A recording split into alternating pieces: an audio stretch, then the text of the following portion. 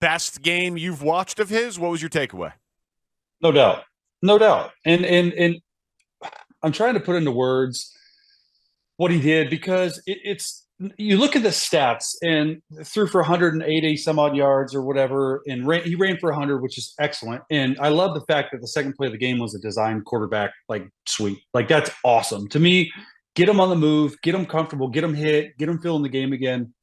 Thought that was great, but yeah, I did think it was his best game as a Bear, and there's a couple reasons why. The first reason, it was against that defense on the road, hostile environment, which you never used to think we would say in Detroit, a hostile environment, even 3 or 4 years ago. But that just tells you how much Dan Campbell's changed that organization. But it was how he played, how he did it, how he got through his progressions. He was sped up, but he was under control when he was sped up. There's this play to Cole Kmet that Cole, it's like a 6 yard completion. Cole turns it up and gets like 12, where he's looking to the field as his number one read. It's a hitch to DJ Moore. It's taken away. He comes into a stick route, taken away. He gets to his third progression, but he does it in a way that is on time and in rhythm. And it was a different arm angle than I've seen him have. Like he has a rocket arm. Like he has a very strong arm, but I had yet to see a lot of different plays where he was creative with the way he threw the football. And love the game plan. Love the fact that they got him on the move on bootlegs and nuggets early in the game. He was throwing really well to his left, which I had yet to see. And it just looked like he was calm, more calm than I had probably seen him. And my favorite play of the game is a long run down the left sideline. And you think they're going to ice the game. It's like a 30-yard run. And he gets up and he just does this like shimmy, shimmy, shake. And I'm like, dude, that is awesome. Like, where has that been? Where has that confidence level been? Where has that fun been? It seems like he had been trapped in sort of a shell of his. And you just hope that he uses this as a stepping stone for these next few games. So we agree, well, Speaks and I are a little bit different on him in the big picture, but overall, it was an incredible game to watch. What I will say, though, and I feel like a little bit of a hypocrite in talk radio, it's like, oh, these talk show hosts are never satisfied because I wanted them to run more, get him out on the move, do the design runs. He clearly settles into the game. He's a difference maker and all of that stuff. 18 rushing attempts, Chase. 14 of them on either designed runs or zone reads where he chooses to keep them. So it's 18 rushing attempts against 16 completions and only 23 pass attempts. That doesn't feel sustainable to me in the long run for a quarterback. Yeah, I mean, that you're right. It isn't sustainable, but what long run are we talking about? We're talking about 6 games to prove that you're the guy for Chicago Bears. So if this is the type of offense that they want to run, like, okay, great. But what I was more impressive with is actually the play calling. Like I thought Getty called a really good game. It was first and second down, it was throwing the ball. It wasn't just like, hey, first down, let's run it, and second and long throw, third and long throw. It was get them on the move, bootlegs, naked, zone reads, RPOs, deep shot post routes to DJ Moore on 2nd and 21. Like all this stuff, I thought overall it was probably Luke Getsy's best game overall calling, and make no mistake by that. If it's Luke Getsy's best game calling it, then things are open, and it's probably going to be Justin Fields' best game throwing it and running it as well. He climbed the pocket while keeping his eyes downfield, Chase, in some ways that we haven't seen that much. It seems like that was perhaps a dedicated choice to tuck and look for receivers as opposed to tuck and run. How hard must that be for an incredibly mobile quarterback like that? Well, I think it's hard for a mobile quarterback, but I think it's hard for Justin because he just hasn't really trusted himself in times like those to make that big throw down the field. Because you're talking about the 2nd and 21 to DJ Moore, because the way he stepped up into the pocket, and I paused it, and make sure you guys go ahead and watch that breakdown because it was impressive the way that he was able to go out there and do that. And that play, I pause it and I circle. You cannot see another defender on the field. He could have run for 25 yards. He could have run for 25 yards, and sometimes that's the best thing.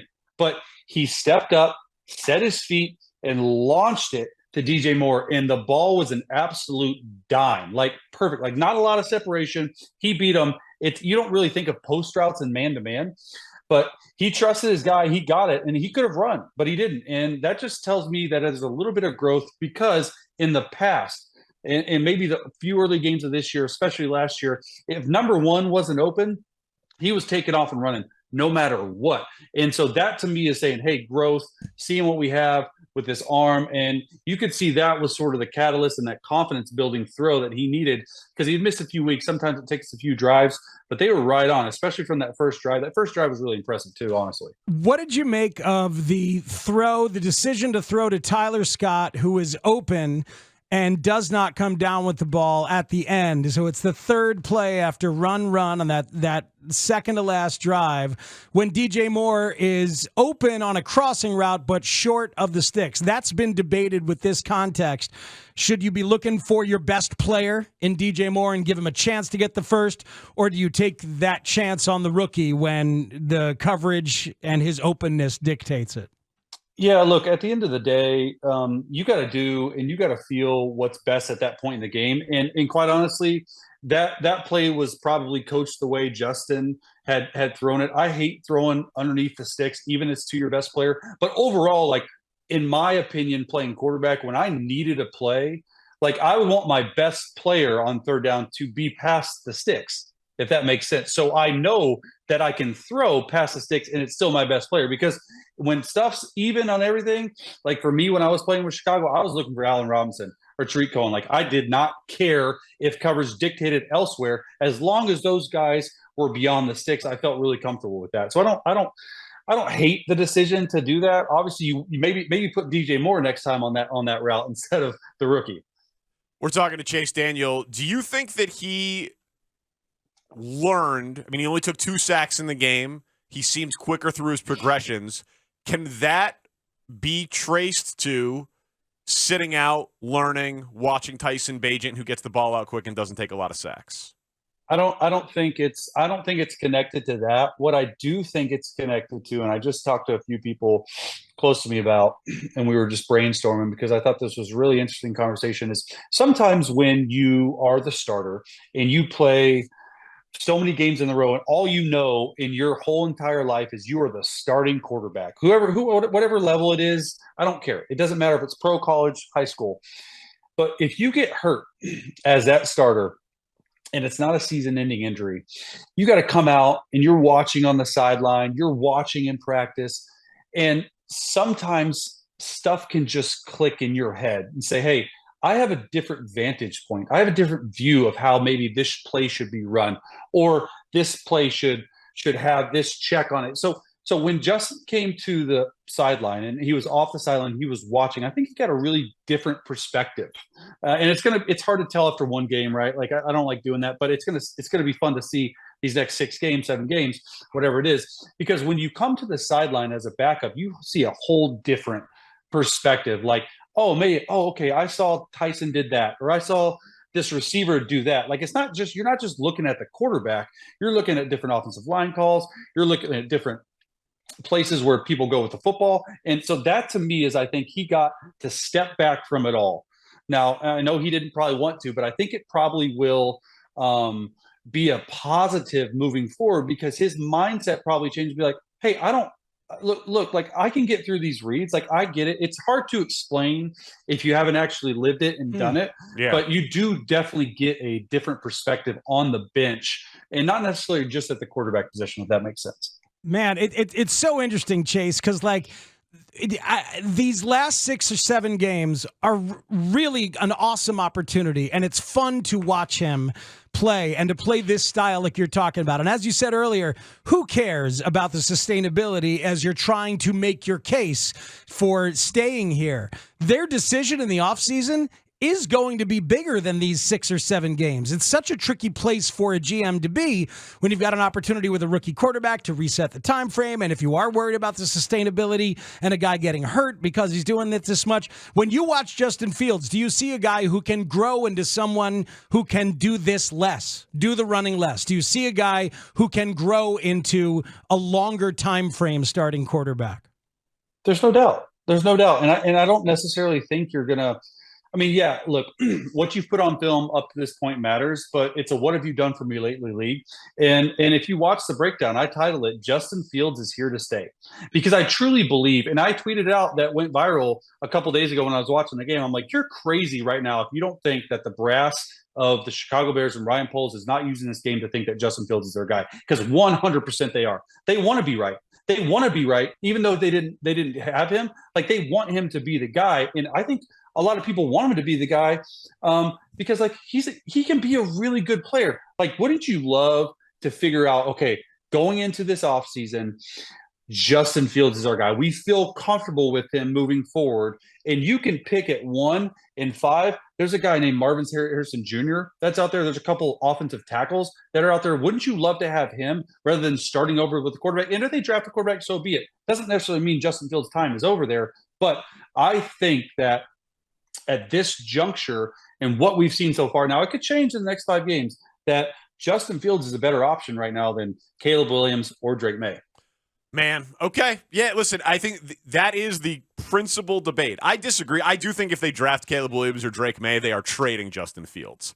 I just think that that's a circus to bring in Caleb Williams with Justin Fields being here for 1 year. And, man, to your point, if Fields plays that well, you could probably trade Justin Fields for something pretty damn good if they did choose to go the Caleb Williams route. They could probably. You're one injury away, though. You're one injury away. Look at how many backups are playing now, more than ever. And I can go on a tangent and keep you on this show for an hour talking about the worth of a backup quarterback, but I won't because we don't have that long. But in my opinion, the backup quarterback now is more important than anything. Like, teams are paying these guys $1 million, $2 million. Like, why not have a legit now I do agree you got to figure out trade value, whatever, but I just think at least for a year, if you draft, you don't trade Justin Fields. You're an injury away. You're an inch away from your season going completely to crap. Like, it's bad ball in my opinion. How would that play in terms of just controversy, the locker room, celebrity? I mean, that feels like a big distraction and an amazing thing for a talk show host. It depends. It depends on the guy. Justin does not seem like a guy that wants this drama, and he seems like a great teammate from everyone that I've heard. Yeah. Like, of course, you're going to have to eat your medicine and like, okay, figure it out. Like, whatever. Like, take your medicine, dude. Like, whatever. And you're the backup. But you just don't. If Ryan Poles, and it really not even Ryan Poles, just GMs in general, like, the backup quarterback, especially after this year, is going to be in really high demand. You see teams that actually have guys. Like, look at Joe Burrow, man. Like, I'm okay with Jake Browning, but like, Joe Burrow gets hurt, and he got hurt in preseason camp, and you're telling me you're good with Trevor Siemian and Jake Browning to run that franchise with that roster and all they've built because you're missing your franchise star. Like, you need a guy that can go in and do that. There aren't that many good quarterbacks, Chase. That's you and everyone else says that. There's people out there that you can pay. Joe Flacco, I think he's great. Like, go out and get him, like a Colt McCoy, like even a Cam Newton or Colin Kaepernick. If you like, there's guys that can go out there and play. All right, could you still do it? I don't want to do it, man. I'm chilling. No, I know. No, yeah, I don't blame you. So, of course he's chilling. Look at the rich mahogany behind him. He's broadcasting from a library. Yeah, guy's doing totally fine. All right, so if you're Ryan Poles next year, Justin Fields is your guy, and you are building around Justin Fields with 2 top 5 picks in some form or fashion.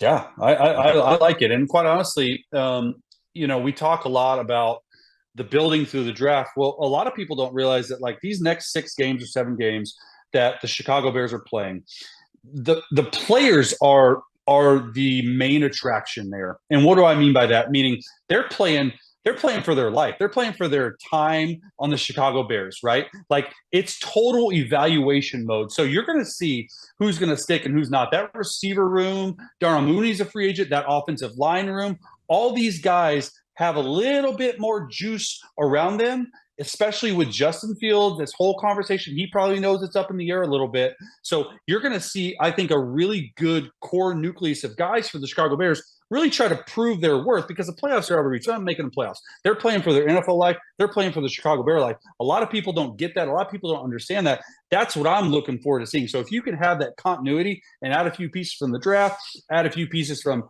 free agency with Justin as your quarterback, I think it's the right move. So, Chase, there's a lot of people in this town who love Justin and want to build around Justin, but also hate Luke Getsy and Matt Eberflus and would like to see a coaching regime change. Going into year 4 with the rest of the roster seemingly ready to win, would you ever do that? Do you have Justin back with a different coaching staff? Does that fit a timeline? Yeah, I mean, look, anything's on the table. Ultimately, it comes down to, do you feel like it's Matt Eberflus and Luke Getsy, or do you feel like it's Justin Fields, or do you feel like it's both? Right? There's a lot of stuff at play here that is going to be a really interesting 4 to 6 months for the Chicago Bears, man. Yeah, we got a lot of stuff to talk about, man. Chase, have a good Thanksgiving.